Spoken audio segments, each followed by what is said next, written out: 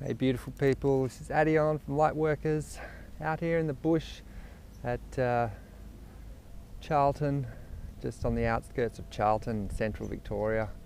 Sitting by this beautiful lake, beautiful shade of the gum trees, travelling around festival to festival. End of summer here now, so we're just winding up festival season, and it's been amazing. Been a beautiful journey, beautiful people, lots of fun. But I just thought I'd take this time to share some insights that have been coming through. One of the big questions that people ask all the time, and you get this a lot, is the paradox of why does evil exist in the world? The notion of evil. And why do bad things happen?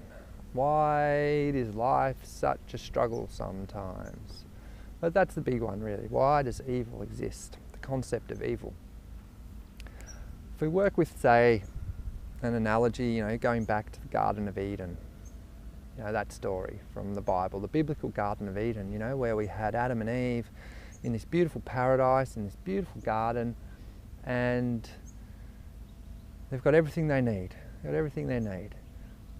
They're given one rule, one thing they know they shouldn't do.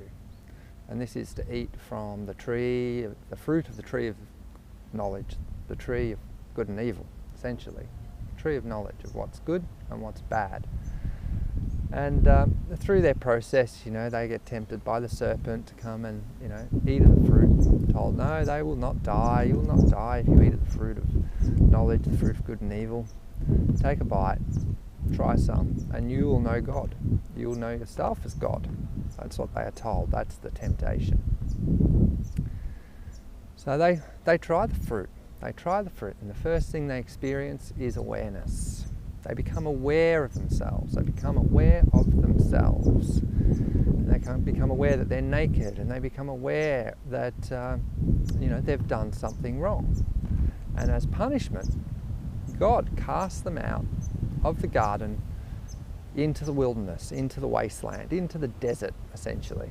Cast out from the desert into the wasteland, where they have to toil and work and struggle to survive. Now that's one story. There's another story, this all ties together. There's another story that comes from Kemet, ancient Egypt, pre-Egypt, where it talks about the 9 Netas and the evolution and the process of becoming. The process of becoming based upon you've got the base of the pyramid with Ra, and you've got the 9 Netas, the 9 stages, going through each cycle of each day-night cycle. So you have Ra, the all-expansiveness, from which Tefnut is spat from, the emotion, the waters, from which then creates the movement, the next step up, the next Neta Shu of the air and the sky, and then following on from that movement of air, you get the formation of the planetary formations. You get the planetary formations of Earth, of Geb, the god Geb. And then from upon that Earth, things grow, life grows. And from there springs Osiris, first man, Adam. Isis, first woman, Eve. Human consciousness is born. Now, at the 8th tier, you have the lovely Neta, Set. Now I say lovely because Set, for all intents and purposes, is the Egyptian devil, is the Egyptian serpent. He is the guardian of the underworld. Now funnily enough, the other pyramid builders of this world, the Mayans, also have the underworld. The 9 lords of the underworld, of the pyramid base, coming from the underworld, from the all back to unity at the peak to the one. So Set represents the 8th step of the pyramid. Now Set is the guardian of the underworld. He is the gatekeeper back to Eden. Right? Now Set is the Neta of power, the Neta of deserts, wastelands and destruction. Now the first man to face Set, first man god, let's say, to face Set was Osiris. And not quite being ready, Osiris was chopped up. Set chopped him up, hurled him down the river, and he was destroyed. Only to be, it took Isis to go and find all his body parts and put him back together and revive him. But she revived him, and she had to send him to the center of the earth to await his time to be reborn. It was Horus, Isis and Osiris' son, that was able to face Set and conquer Set and move beyond to his place in the heavens to join the ninth Nita, Nephthys, who is in essence the fairy godmother of the children of the gods, the fairy godmother, the sister of Isis, also considered to be the partner of Set, but she works in the way of nurturing, nourishing and preparing the children of God to become one again. Now, what does all this have to do with the notion of evil? Why does evil exist?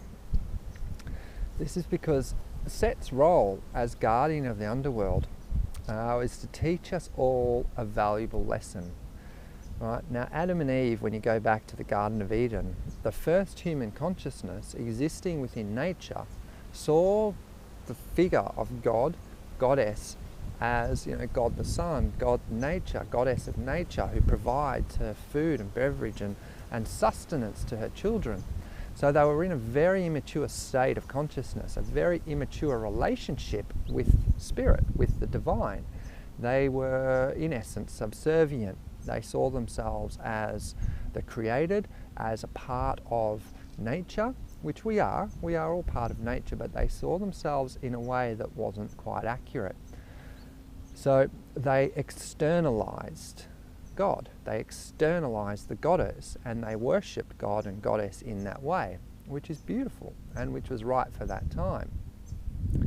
But it's not until the sun is taken away, the sun sets, and God disappears from the heavens and can no longer be seen on the external, and the world is plunged into darkness, where we are confronted with Set, the god of darkness, the god of power, to challenge us to do one thing, to find that we are not separate from God, that the light of God exists within us. Another great, great, beautiful prophet said, the kingdom of heaven is within, and within heaven is where God resides. So God resides within every single one of us, within all things. All things are becoming aware of their divine nature and their interconnectedness with the God and with the goddess. So Set's job is to challenge us, to, in essence, punish us to the point where we are forced to go within and recognize our strength and recognize our power and find the light of love and compassion within us, so that we can then radiate that out into the world, and we can become stars in the heavens, just like Horus. And it is Horus, the eye of Horus, matching with the eye of Ra, where the Father and the Son look at each other in the eye, and it forms one face, two eyes, mirror image of each other, one and the same, where the Son is recognized in the Father and the Father recognizes the Son. And you have the completion of the becoming, where mankind recognizes its divine nature and the divine spirit of light and love and God within, and can celebrate that and can be that and can radiate that into the world. And that's where we are right now, and that is why we have the existence of evil in the world, because we are at this stage. We are here to recognize our power, and that evil is just simply a challenger, a challenge for us to find our love, for us to find our compassion, and to go within and find our divinity. And that set purpose. And once you overcome that, once you break through Dat in the Kabbalah, the black sphere, cross Gimel, the path between Tiferet and Keter, the desert, camel, right?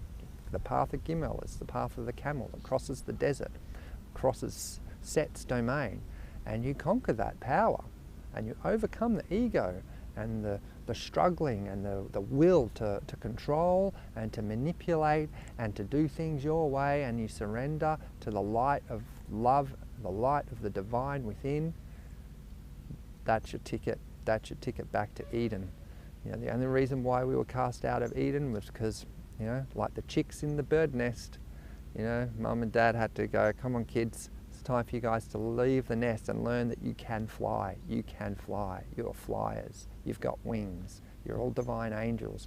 And your place is not in the nest. Your place is to fly in the heavens and experience the wonder and marvel of who you are. So on that note, love you all. Thanks for tuning in.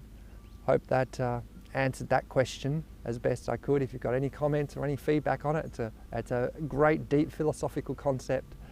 Feel free to share on either on YouTube or on Lightworkers. Love to get comments, or just shoot me an email back, and I'll do my best to respond. And keep shining, keep loving, keep being you. This is Addy on out. Take care.